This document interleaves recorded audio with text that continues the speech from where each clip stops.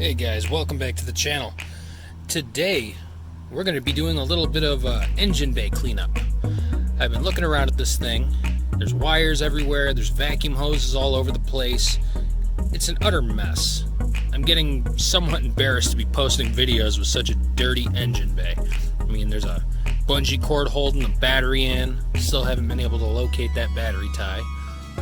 We've got vent lines from the fuel tank running up front. We've got just extra vacuum hose, the boost controller mounted to the firewall with 3.5, 4 feet of vacuum hose to and from going to the turbo and wastegate. All that stuff's a mess right now. There's a whole bunch of stuff dropped on the car from this tree that I park underneath every night, which is great. You can see the little pieces of leaves everywhere and little tree buds. Not a big fan of all this stuff. It's looking messy. We're going to have a front mount going in soon, so we're going to clean it up a little bit. We've got our air compressor out here, ready to roll. And we've got some zip ties, some vacuum caps. We've got a couple regular hose clamps, some heat shrink tubing, some brushes, and we're going to get this thing underway.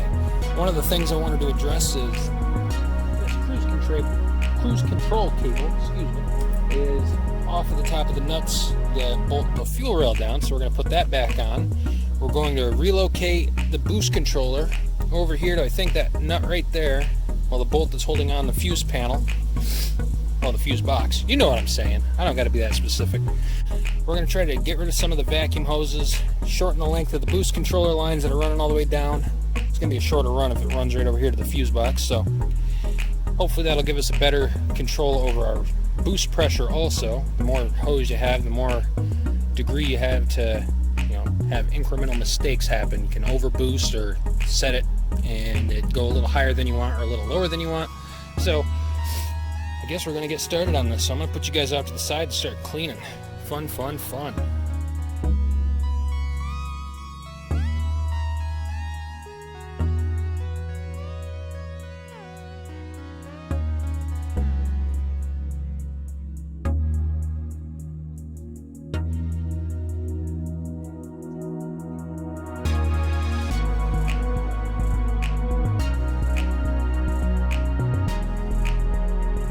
Alright, so now that we've gotten our manual boost controller pulled off, I can show you this crazy run of hoses.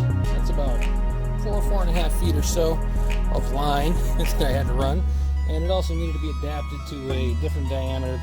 The nipple on the turbo and wastegate would not fit. Or actually, no, it wasn't the nipple of the wastegate, it was this boost controller. That's right, the nipple on the bottom of this boost controller is Grimspeed manual boost controller.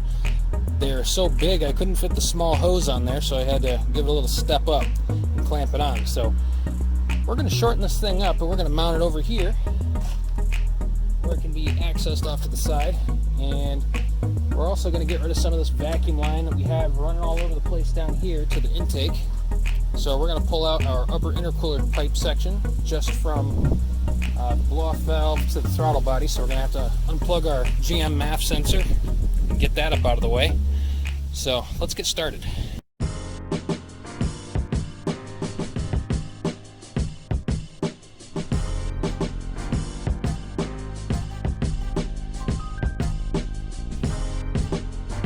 So something else that I want to do to clean up this clutter, as you can see, it's a snake's den over here with all these vacuum hoses. Don't worry, we will fix this. First, we're going to get rid of this recirculating line for the vent from the charcoal canister. We're going to tuck that down away, way down in the back behind this transmission here. We're going to push it back far enough to get it away from the engine bay so it vents down to the ground. That's what I did in my last car. I never had any issues. I never smelled gas or anything like that. So we're going to go ahead and do that. So we're going to cut that connection off the intake. We're also going to cut this short ram intake tube that I made out of some extra intercooler piping down so it fits a little bit better. As you can see, it's kind of up right here on this wire loom, part of the harness. I want to kind of tuck it back from here, bring it back about 2 to 3 inches so it sits down in there nice until I get a proper intake system. So we're going to disconnect the, where is it? Right down there, we're going to disconnect that clamp that's on the front of that red coupler going into the inlet of the turbo. and we are going to cut that line that's coming from the charcoal canister. Like I said, tuck it away, and we're going to start rerouting some of this vacuum stuff. It's going to be fun. So I'll stick you guys off to the side and get the brunt of this knocked out.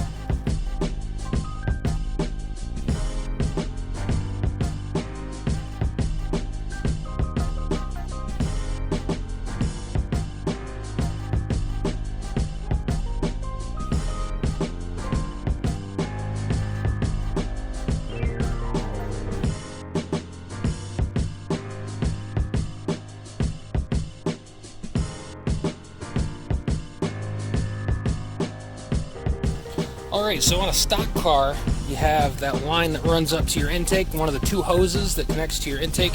The one that I just pushed back is connected underneath where my battery is. You'll see your charcoal canister down there, and that's just a vent line for your gas tank so that you don't end up overpressurizing your tank and blowing your seal or any of that. So the vapor that comes out of your tank comes up front, goes through your charcoal canister, back up through that line that connects into your intake and gets shot back into the engine where it gets burnt before being released into the atmosphere through your exhaust pipe. So unfortunately, we just took it and we stuffed it all the way back in the backside of the engine here.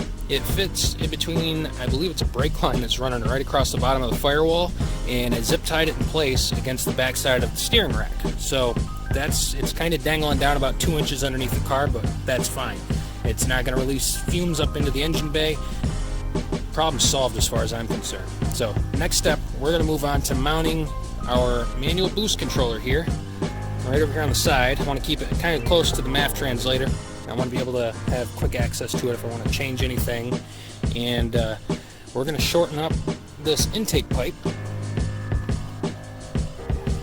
Right here we have the two holes for the two return lines.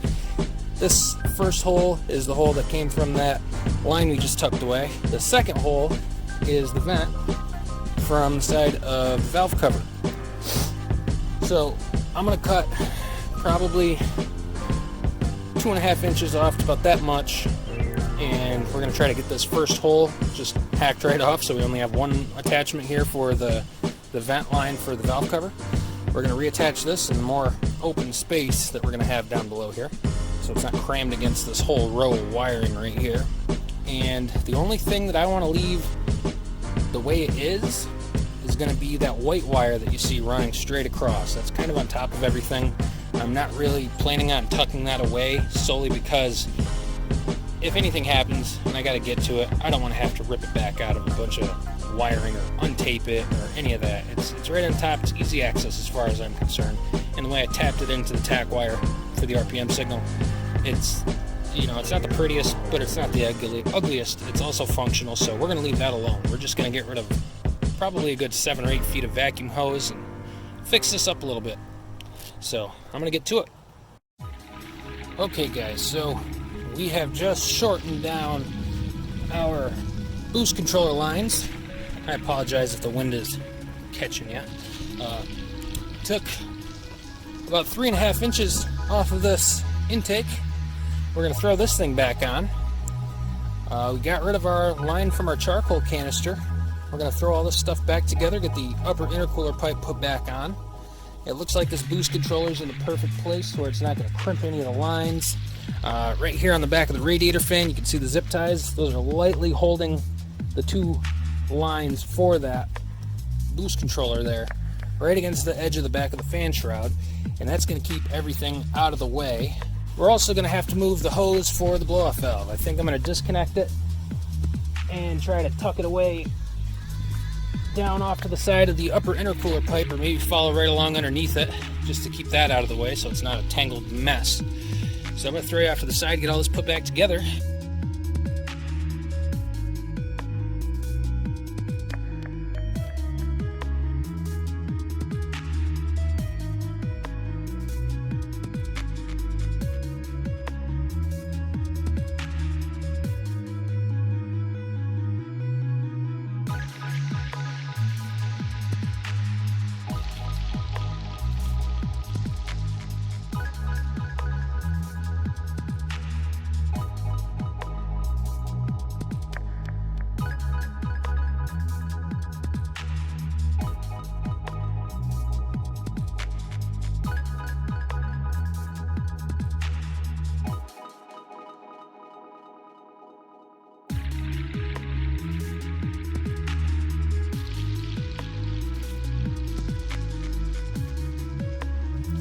Alright guys, we've got everything reconnected, and the last thing that I want to do today on part 1, we're going to call this, of the engine bay rehab.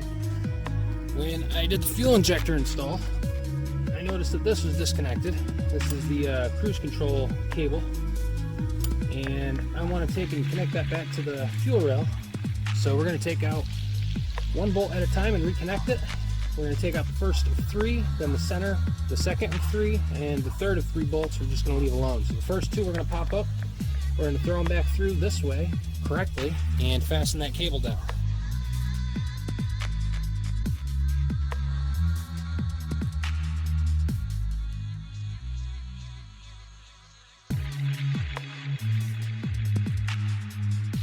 So now that our cruise control cable is connected back up to the fuel rail, everything's starting to look pretty normal.